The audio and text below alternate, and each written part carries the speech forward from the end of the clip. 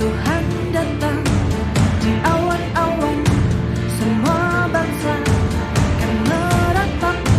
Dialah Alfa dan Omega, kerajaannya kekal selamanya.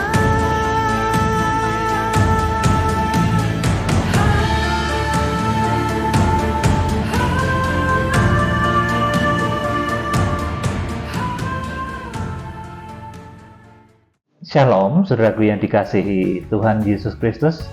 Kita dipertemukan oleh Roh Kudus hari ini 28 Juli 2023. Saya akan menyampaikan berita firman kepada saudara yang saya akan beri tema, kita akan menghakimi dunia dan malaikat-malaikat. Ini kata-kata yang bisa dikatakan oleh orang lain, kata-kata yang sok suci, sok hebat, saudaraku, tetapi ini kata-kata yang dituliskan oleh Alkitab dan mau tidak mau ini akan digenapi. 1 Korintus 6 ayat 1 sampai 3 di sana dituliskan. Nah, kapan itu terjadi, saudaraku? Kita yang dicipta menurut gambar dan teladan Tuhan.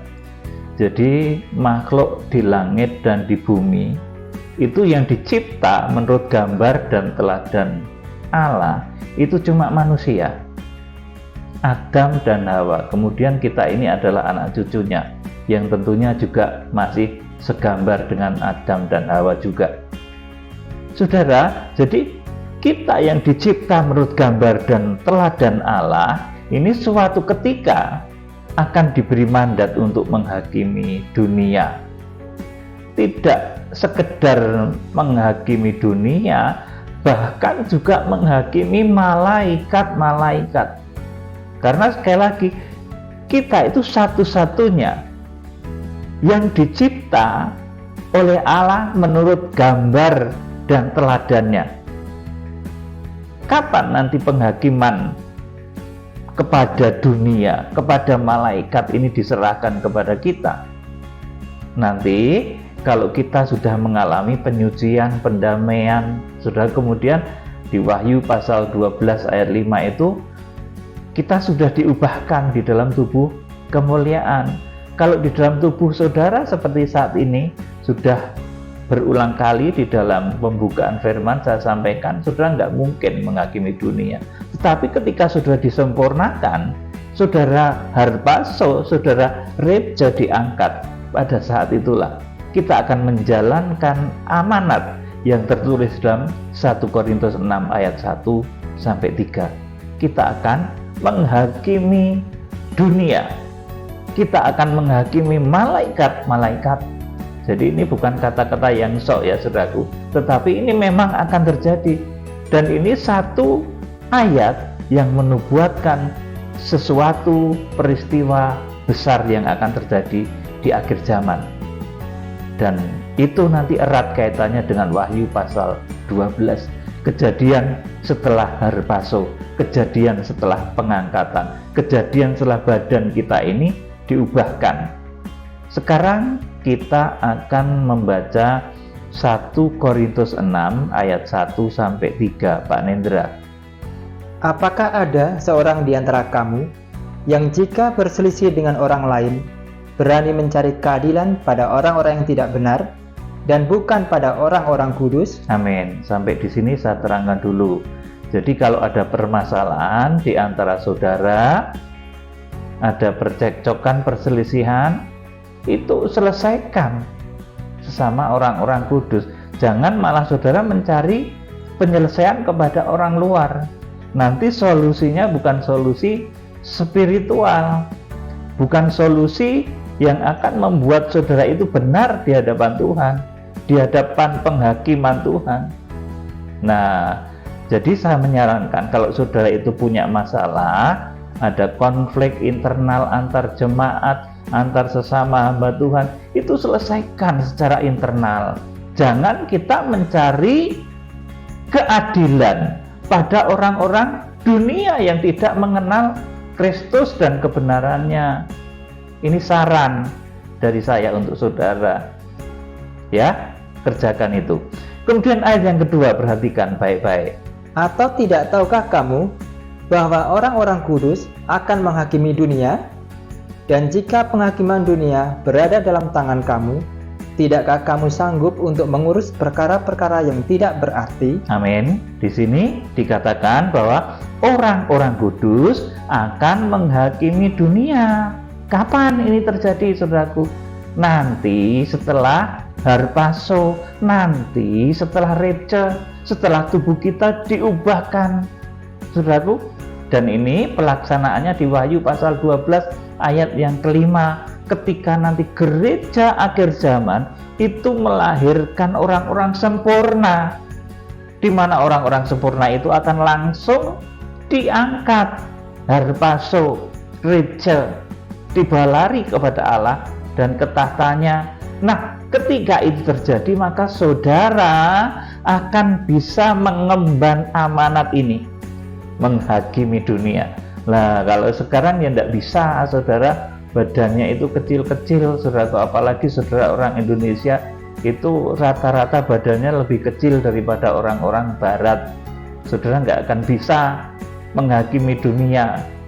Saudara masih akan ditandai dengan banyak ketakutan. Tetapi ketika badan saudara itu disempurnakan oleh Tuhan, di akhir zaman nanti gereja itu melahirkan manusia-manusia sempurna, menghasilkan manusia-manusia sempurna yang langsung diangkat, Reca atau Harpaso. Pada saat itulah mandat penghakiman kepada dunia itu diberikan kepada kita. Saudara jadi ngerti kan sekarang kapan kita akan menghakimi dunia? Sudah jadi ngerti? Setelah kita Harpaso, setelah Wahyu pasal 12. Ya, saudaraku. Kemudian ayat yang ketiga, jadi tidak hanya menghakimi dunia, tetapi juga malaikat. Kita perhatikan ayat 3. Tidak tahukah kamu bahwa kita akan menghakimi malaikat-malaikat? Jadi apalagi perkara-perkara biasa dalam hidup kita sehari-hari. Amin. Nanti saya akan tunjukkan penghakiman terhadap malaikat-malaikat itu, saudaraku.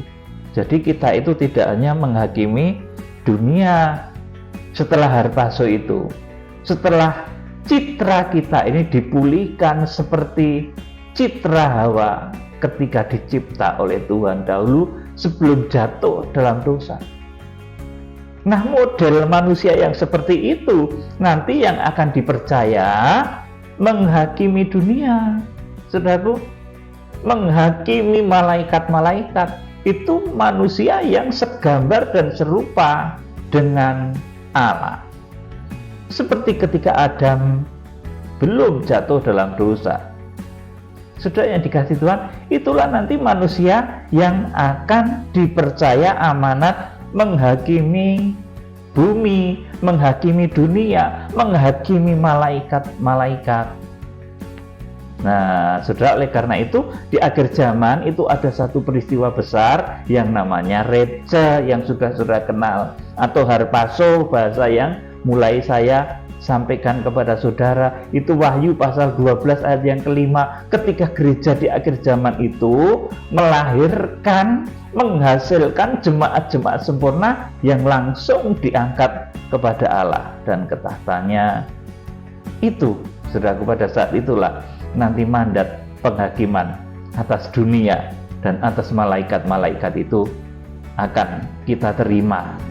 Saudara, dan saya berdoa ini zaman kita, jangan zaman yang nanti-nanti lagi, ini zaman kita berdoa. Kita tidak ngerti nanti tahun 2024 itu akan terjadi seperti apa, tetapi Tuhan sudah menuntun kita sedemikian, pembukaan rahasia firman sudah terjadi sedemikian, dan tanda-tanda zaman sudah mulai terjadi juga. Saudara yang dikasihi Tuhan, mengapa sedemikian besar mandat yang diberikan Tuhan menghakimi dunia dan menghakimi malaikat-malaikat? Mengapa mandat yang diberikan Tuhan kepada kita ini sungguh besar? Bahkan malaikat pun tidak diberi mandat seperti itu. Saudaraku, malaikat tidak diberi mandat untuk menghakimi kita. Kita justru yang diberi mandat untuk menghakimi malaikat. Kenapa? Sebab kita itu dicipta menurut gambar dan rupa Allah. Nah, saudaraku, ketika nanti kita disempurnakan, orang-orang di akhir zaman itu mencapai rohani ruang maha kudus. Gereja-gereja di akhir zaman itu nanti akan melahirkan orang-orang yang rohaninya itu sempurna, mencapai ruang maha kudus. Nanti orang-orang itu akan langsung dibawa kepada Allah dan ke tahtanya. Itulah orang-orang yang memiliki citra Adam sebelum jatuh di dalam dosa. Saudaraku, citra ilahi, manusia yang segambar dan serupa dengan Allah. Jadi, saya ulangi, mengapa sedemikian besar mandat yang diberikan Tuhan menghakimi dunia? Saudaraku, para pembesar-pembesar, para panglima, orang besar, kecil, tua, muda, saudaraku. Kemudian tidak cuma itu, malaikat-malaikat itu diberikan oleh Tuhan untuk kita hakimi, saudaraku. Tetapi kalau saudara itu sudah harpaso, sudah diubahkan badanmu itu. Kalau seperti badan kita sekarang ini ya belum bisa, saudaraku. Nah, saudaraku, sebab apa Tuhan memberikan mandat yang besar kepada manusia supaya menghakimi dunia dan malaikat-malaikat? Sebab kita dicipta menurut gambar dan rupa Allah. Ini ditulis dalam Kejadian pasal 1 ayat 26 dan 27. Manusia yang sempurna, yang tidak ternoda dosa, itu disebut segambar dan serupa dengan Allah. Jadi manusia sempurna yang tidak ternoda dosa itu disebut segambar dan serupa dengan Allah, seperti ketika Adam belum jatuh dalam dosa. Oleh karena itu, saudaraku, Tuhan Yesus Kristus itu juga manusia yang sempurna karena dia tidak pernah melakukan dosa. Dia segambar dan serupa. Dia menjadi satu dengan Allah pencipta Adam dan Hawa itu. Saudaraku, jadi sekali lagi Tuhan Yesus itu merupakan manusia sempurna yang bisa merepresentasikan kekuatan dan kekuasaan pencipta langit dan bumi. Tuhan yang dahulu mencipta Adam dan Hawa itu tercermin di dalam diri Tuhan Yesus Kristus. Kemudian, saudaraku, pelaksanaan dari penghakiman yang diberikan oleh Tuhan kepada kita, saudaraku, pelaksanaannya adalah dengan tubuh yang sudah diubahkan, disempurnakan serupa dengan anak manusia.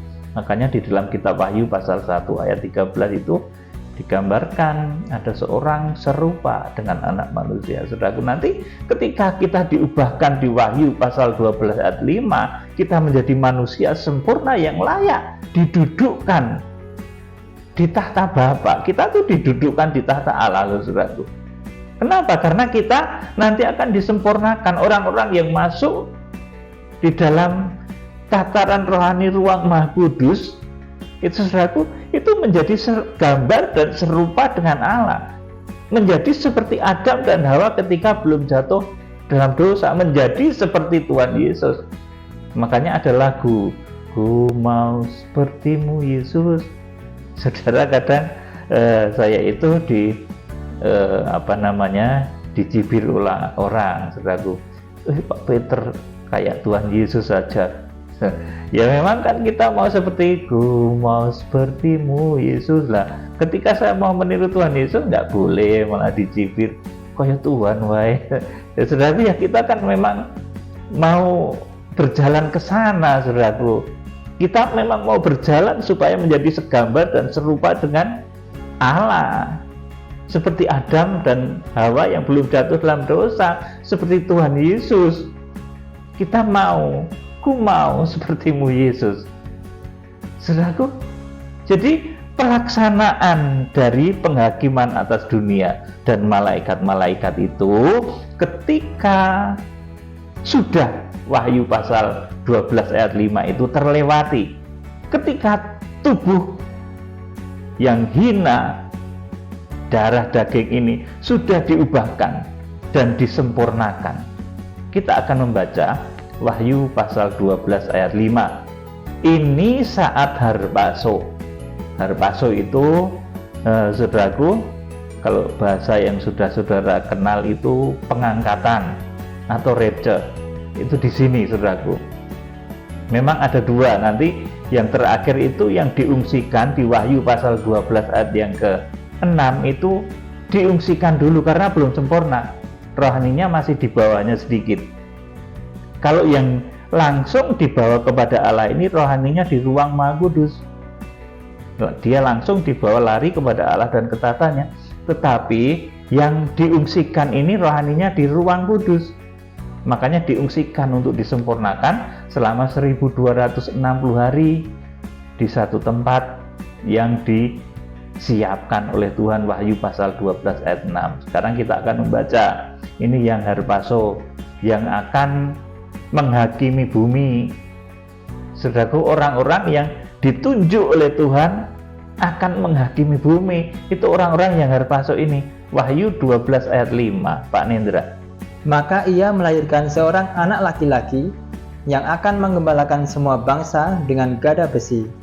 Tiba-tiba anaknya itu dirampas dan dibawa lari kepada Allah dan ketahatannya. Amin. Saudaraku, di sini bolak-balik saya juga sering ditanya, bukankah ini makna tunggal, melahirkan seorang anak laki-laki? Ya saudaraku, ya betul saudaraku. Tetapi ingat, ini Wahyu pasal 12 ayat 5 ini masih runtutan peristiwa dari Wahyu pasal 12 ayat 1 dan 2 yang merupakan Simeon atau perlambang. Maka tampaklah tanda Simeon. Ini pertanda. Tanda itu apa? Sesuatu yang harus dijabarkan. Makanya Wahyu pasal 12 ayat 5 ini pun masih sesuatu yang harus dijabarkan. Saudaraku, anak laki-laki itu siapa? Orang-orang sempurna yang nanti orang-orang itu mencapai ruang Maha Kudus, langsung dibawa lari kepada Allah dan ketahatannya. Kemudian yang ruang kudus itu diungsikan, yang pelataran itu ditinggal. Saudaraku, makanya Wahyu pasal 12 ayat 1 dan 2 itu anaknya tidak hanya Wahyu pasal 12 ayat yang kelima ini saja. Ia melahirkan seorang anak laki-laki. Anaknya enggak cuma ini.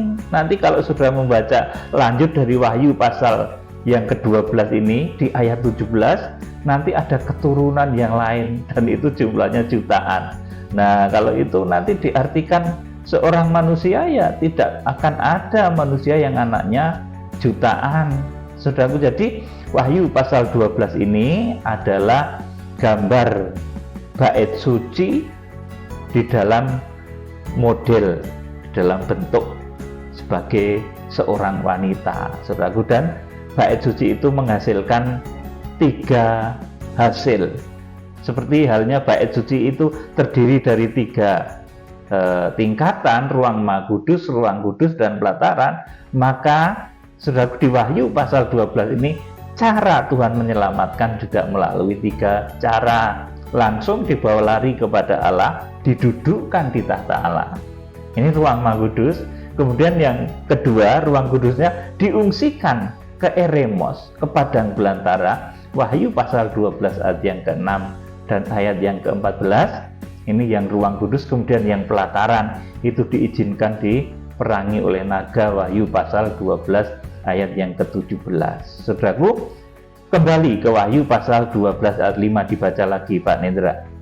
Maka ia melahirkan seorang anak laki-laki yang akan menggembalakan semua bangsa dengan gada besi. Tiba-tiba anaknya itu dirampas dan dibawa lari kepada Allah dan ketahatannya. Amin. Saudaraku, ini adalah orang-orang sempurna yang dilahirkan gereja di akhir zaman. Orang-orang yang rohaninya mencapai ruang Maha Kudus. Siapa mereka?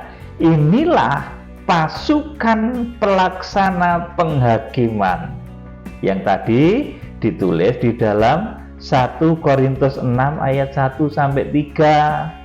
Jadi Wahyu pasal 12 ayat 5, inilah orang-orang sempurna yang nanti diangkat, nanti Reca, tubuhnya diubahkan. Dan inilah pasukan pelaksana penghakiman terhadap dunia. Pelaksana penghakiman terhadap para malaikat.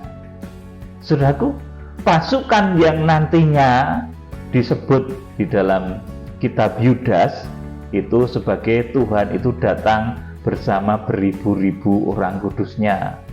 Jadi ini kita akan menghakimi dunia dan malaikat. Karena saudaraku, Tuhan itu datang bersama beribu-ribu orang kudusnya. Tidak datang sendirian dari langit berbadan kecil seperti saya begini nampak bersinar. Tidak seperti itu, saudaraku. Tuhan itu datang bersama puluhan ribu, bersama beribu-ribu orang kudusnya. Kita akan membaca di dalam Yudas pasal 1, ya. Yudas itu memang cuma satu pasal, ya. Ayatnya ayat yang ke-14 dan ayat yang ke-15. Ini pasukan itu untuk ngapain? Saudaraku, Tuhan datang bersama beribu-ribu orang kudus, yaitu orang-orang yang disempurnakan, badannya diubahkan. Tuhan itu datang bersama ribuan orang kudusnya itu hendak ngapain? Kita akan lihat Yudas pasal 1 ayat 14 dan 15. Pak Nindra. Juga tentang mereka, Henok, keturunan ketujuh dari Adam, telah bernubuat, katanya, sesungguhnya Tuhan datang dengan beribu-ribu orang kudusnya. Amin. Henok ini orang yang diangkat hidup-hidup juga, makanya dia ngerti orang yang diangkat hidup-hidup di akhir zaman itu buat apa. Saudaraku, ternyata Henok ini sudah bernubuat. Dia juga orang yang diangkat hidup-hidup, makanya dia ngerti nanti di akhir zaman orang yang diangkat hidup-hidup itu mau ngapain. Saudaraku, untuk menggenapi firman ini, saudaraku, sesungguhnya Tuhan itu datang dengan beribu-ribu orang kudusnya. Makanya ada Henok diangkat, ada Elia diangkat, saudaraku. Kemudian, saudaraku, di akhir zaman juga ada Wahyu pasal 12 ayat 5, itu orang yang sempurna, nanti Harpaso, nanti Reca. Nah, tujuannya itu untuk itu, saudaraku. Sesungguhnya Tuhan datang dengan beribu-ribu orang kudusnya. Untuk apa? Ayat 15. Ayo. Hendak menghakimi semua orang dan menjatuhkan hukuman atas orang-orang fasik karena semua perbuatan fasik yang mereka lakukan dan karena semua kata-kata nista yang diucapkan orang-orang berdosa yang fasik itu terhadap Tuhan. Amin. Jadi pasukan yang dibentuk oleh Tuhan, saudaraku, yang dipercaya amanat oleh Tuhan untuk menghakimi dunia dan menghakimi malaikat, yang pelaksanaannya di Wahyu pasal 12 ayat yang kelima, itu Tuhan merekrut, sudah mengambil pasukannya itu, saudaraku. Itu untuk apa? Untuk menggenapi firman ini, Tuhan datang bersama beribu-ribu orang kudusnya. Untuk apa? Untuk menghakimi, ditulis ini, saudaraku. Tadi bandingkan dengan 1 Korintus tadi, ya, saudaraku, 1 Korintus 6 ayat 1 sampai 3 tadi. Kita akan menghakimi dunia, saudaraku. Kemudian di dalam Yudas pasal 1 ayat yang ke-15 ini, orang-orang kudus tadi, saudaraku, yang datang bersama Tuhan, beribu-ribu orang kudus tadi, yaitu orang-orang yang Harpaso tadi, itu hendak menghakimi semua orang dan menjatuhkan hukuman atas orang-orang fasik karena semua perbuatan fasik yang mereka lakukan dan karena semua kata-kata nista yang diucapkan orang-orang berdosa yang fasik itu terhadap Tuhan. Saudaraku, kita juga akan membaca nubuatannya Nabi Musa ini di kitab Ulangan, ya. Jadi nggak cuma Yudas, ini Nabi Musa. Kalau saudara tahu, Nabi Musa itu mati memang, saudaraku, tetapi mayatnya tidak pernah diketemukan sampai sekarang. Saudaraku. Nah, Musa ini juga pernah bertemu di dalam tubuh kemuliaan dengan Tuhan Yesus. Musa dan Elia dan Tuhan Yesus di Matius pasal 17 itu di atas gunung, saudaraku. Nah, saya belum bertanya pada Tuhan, Musa ini termasuk seperti Henokh yang diangkat hidup-hidup seperti Elia itu apa bukan? Saudaraku, saya belum bertanya. Makanya saya nggak akan terangkan pada saudara. Tetapi Musa, orang yang istimewa ini, saudaraku, Nabi Musa, ini di dalam Ulangan pasal 33 ayat 2. Ulangan 33 ayat 2, Musa ini juga bernubuat bahwa Tuhan itu datangnya bersama puluhan ribu orang kudus. Yuk dibaca Pak Nendra. Berkatalah ia, Tuhan datang dari Sinai dan terbit kepada mereka dari Seir. Ia tampak bersinar dari pegunungan Paran dan datang dari tengah-tengah puluhan ribu orang yang kudus. Di sebelah kanannya tampak kepada mereka api yang menyala. Amin. Kalau Musa menubuatkan puluhan ribu orang kudus, puluhan ribu orang kudus. Jadi Tuhan itu datangnya nggak sendirian, tidak kecil dalam tubuh seperti saya ini, setinggi saya tidak, saudara, tetapi di dalam kemuliaannya yang luar biasa. Kemudian penghakiman itu, saudaraku, penghakiman yang diberikan amanatnya kepada kita di akhir zaman, dan itu nanti terjadi setelah kita harpaso, setelah kita diubahkan, itu akan dilaksanakan di mana, saudaraku? Ini pertama ini penghakiman kepada malaikat dulu, saudaraku, malahan, saudaraku. Jadi malaikat tuh malah mulai dihakimi. Ketika nanti anak laki-laki itu lahir, ini malaikat-malaikat mulai dihakimi, saudaraku. Wahyu pasal 12 ayat 7 sampai 10. Pak Nendra bacakan Wahyu 12 ayat 7 sampai 10. Maka timbullah peperangan di sorga. Mikael dan malaikat-malaikatnya berperang melawan naga itu, dan naga itu dibantu oleh malaikat-malaikatnya. Tetapi mereka tidak dapat bertahan, mereka tidak mendapat tempat lagi di sorga. Amin. Ini penghakiman terhadap malaikat-malaikat, malaikat-malaikat yang jatuh, saudaraku. Iblis bersama dengan malaikat-malaikatnya, saudaraku, ini sudah akan dijatuhkan, tidak boleh naik turun surga bumi lagi. Ayo dilanjutkan. Dan naga besar itu, si ular tua, yang disebut iblis atau Satan, yang menyesatkan seluruh dunia, dilemparkan ke bawah. Ia dilemparkan ke bumi bersama-sama dengan malaikat-malaikatnya. Iya, jadi malaikat-malaikatnya, iblis-iblis setan, saudaraku, itu dicampakkan ke bumi semuanya. Akhirnya terjadilah di bumi itu suatu masa yang sangat buruk, karena seluruh setan, iblis, saudaraku, kuasa kegelapan itu dilemparkan ke bumi semua sudah. Saudaraku, kalau dulunya kan penguasa di udara, kita melawan penguasa-penguasa di udara, saudaraku, tetapi ketika itu nanti dilemparkan semua, saudaraku, ke bumi.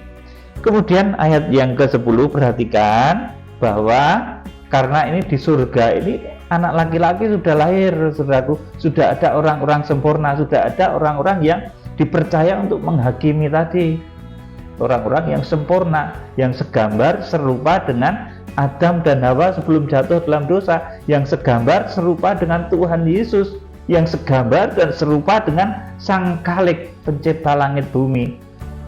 Setelah saudaraku, hal itu terjadi, maka kemudian dibaca selanjutnya. Dan aku mendengar suara yang nyaring di sorga berkata, sekarang telah tiba keselamatan dan kuasa dan pemerintahan Allah kita dan kekuasaan Dia yang diurapinya, karena telah dilemparkan ke bawah pendakwa saudara-saudara kita yang mendakwa mereka siang dan malam di hadapan Allah kita. Amin. Jadi sejak dulu iblis itu mendakwa, ya, mendakwa Ayub, mendakwa saudara-saudara kita di sepanjang zaman. Nah, di Wahyu pasal 12 ayat yang ke-10 ini iblis dilemparkan ke bawah, sudah dihakimi. Siapa yang menghakimi? Ya Tuhan bersama orang-orang kudusnya, bersama-sama dengan kita, yang nanti mencapai tataran rohani ruang Maha Kudus. Nah, ini penghakiman terhadap malaikat. Wahyu pasal 12 ayat 7 sampai 10 itu dimulai dari sana. Nanti sampai akhirnya setelah Tuhan Yesus datang di Wahyu 19 itu, nanti iblis akan ditangkap dan dilemparkan ke jurang maut. Saudaraku, nah sebelum itu iblis itu nggak mau dilemparkan ke jurang maut. Ketika iblis itu merasuk di orang Gerasa, iblis itu bilang, ada apa urusanmu, hai anak Allah yang maha tinggi? Janganlah engkau menyuruh kami masuk ke jurang maut. Lah memang belum waktunya. Nah nanti di Wahyu pasal 19 ayat-ayat terakhir itu iblis nanti dicampakkan ke jurang maut. Saudaraku, jadi ini penghakiman kepada malaikat itu dimulai di Wahyu pasal 12 ayat 7 dan selanjutnya. Kemudian penghakiman atas dunia, ini Wahyu pasal 15. Ini mandat yang diberikan Tuhan kepada kita loh saudaraku. Kalau kita bisa mencapai ruang Maha Kudus, Wahyu 15 ayat 1 sampai ke 4, ini ayat terakhir. Dan aku melihat suatu tanda lain di langit, besar dan ajaib, 7 malaikat dengan 7 malapetaka terakhir, karena dengan itu berartilah murka Allah. Saya terangkan dulu. Jadi ini adalah 7 bintang yang digenggam di tangan kanan Imam Besar Agung. 7 malaikat dengan 7 malapetaka terakhir. Ini adalah 7 bintang yang digenggam di tangan Tuhan Yesus Kristus. Ini adalah 7 malaikat sidang yang menggembalakan jemaat yang berkarakter Efesus, Smyrna, Pergamus sampai dengan Laodikia itu. Saudaraku, ini juga hamba Tuhan yang nanti merupakan pelaksana penghukuman 7 meterai, 7 sangkakala, dan 7 cawan. Ini saudaraku. Kemudian lanjut. Dan aku melihat sesuatu bagaikan lautan kaca bercampur api, dan di tepi lautan kaca itu berdiri orang-orang yang telah mengalahkan binatang itu dan patungnya dan bilangan namanya. Pada mereka ada kecapi Allah. Amin. Jadi ini saya terangkan Wahyu 15 ayat 1 sampai 4 ini suasana orang-orang yang harpaso ya. Orang-orang yang berhasil mengalahkan binatang itu dan patungnya dan bilangan namanya. Ya, saudaraku, jadi mereka berhasil mengalahkan binatang itu ya saudaraku. Kalau yang tidak berhasil, mereka masih itu tertinggal di masa antikris, saudaraku. Kemudian ayat yang ketiga, dan mereka menyanyikan nyanyian Musa hamba Allah dan nyanyian anak domba, bunyinya, besar dan ajaib segala pekerjaanmu, ya Tuhan Allah yang maha kuasa, adil dan benar segala jalanmu, ya Raja segala bangsa. Terus, siapakah yang tidak takut, ya Tuhan, dan yang tidak memuliakan namamu? Sebab Engkau saja yang kudus, karena semua bangsa akan datang dan sujud menyembah Engkau, sebab telah nyata kebenaran segala penghakimanmu. Iya, sampai di sini. Jadi Wahyu pasal 15 ayat 1 sampai 4 ini adalah gambaran dari orang-orang yang harpaso ya saudaraku, di mana dipimpin oleh ketujuh malaikat yang membawa ketujuh malapetaka terakhir sebagai tanda besar dan ajaib di langit. Kemudian orang-orang yang mengikuti itu digambarkan, dan aku melihat sesuatu bagaikan lautan kaca bercampur api, dan di tepi lautan kaca itu berdiri orang-orang yang telah mengalahkan binatang itu dan patungnya dan bilangan namanya. Nah, ini mengingatkan kepada bangsa Israel yang berhasil menyeberang laut Teberau dahulu. Makanya kemudian mereka menyanyikan lagu nyanyian Musa dan nyanyian anak domba. Jadi di surga itu ya saudaraku, sering terjadi puji-pujian seperti itu, pujian kepada Allah, kepada anak domba. Saudaraku, ada puji-pujian, ada yang disebut kidung nubuat, ada yang disebut merupakan pujian kepada Tuhan, pujian-pujian yang luar biasa seperti ini. Misalkan nyanyian Musa dan nyanyian anak domba itu, besar dan ajaib segala pekerjaanmu, ya Tuhan Allah yang maha kuasa, adil dan benar segala jalanmu, ya Raja segala bangsa. Ini pujian kepada Tuhan pencipta langit dan bumi. Ya, saudaraku, jadi kiranya Tuhan Yesus Kristus memberkati lewat pembukaan firman yang sederhana ini. Kiranya saudara menjadi paham tentang kapan kita dipercaya menghakimi dunia dan menghakimi malaikat-malaikat. Salam penuaian, Tuhan Yesus Kristus memberkati. Amin.